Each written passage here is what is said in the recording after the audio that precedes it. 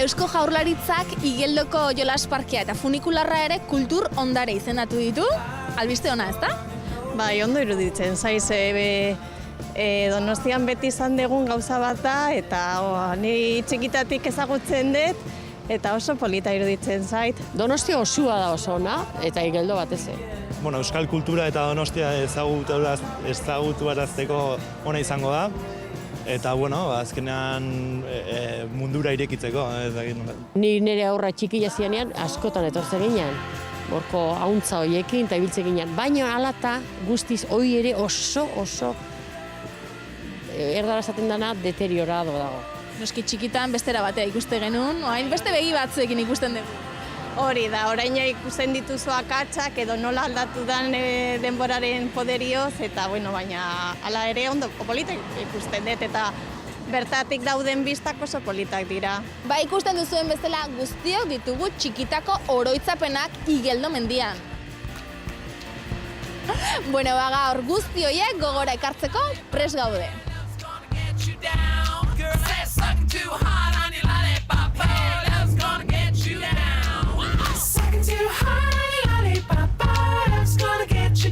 Antxon urte asko ditu parkeak eta ikusten dugunez arrakasta du, oraindik ere jende asko etortzen da, ezta? Bai, milaka etortzen dira urtean zehar.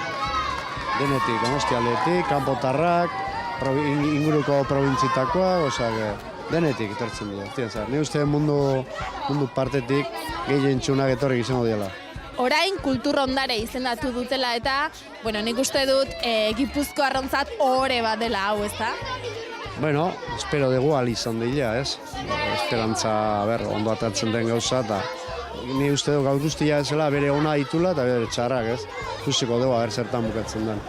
Zein da parkeko atrakziori divertigarrena zutzat? Montaña Suiza, sin duda! Montaña Suiza. Montaña Suiza. Denei montaña Suiza?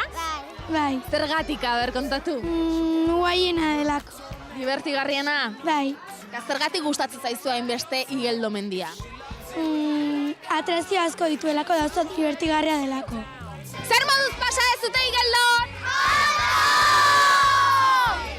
Igeldo mendiak 100 urte baino gehiago izan arren dudarik ez da bere edertasuna eta bere xarma mantentzen direla. Gipuzkoarrontzat dudarik gabe ohore bat da. Donostiatik nere alias Euskal Herria zuzenean.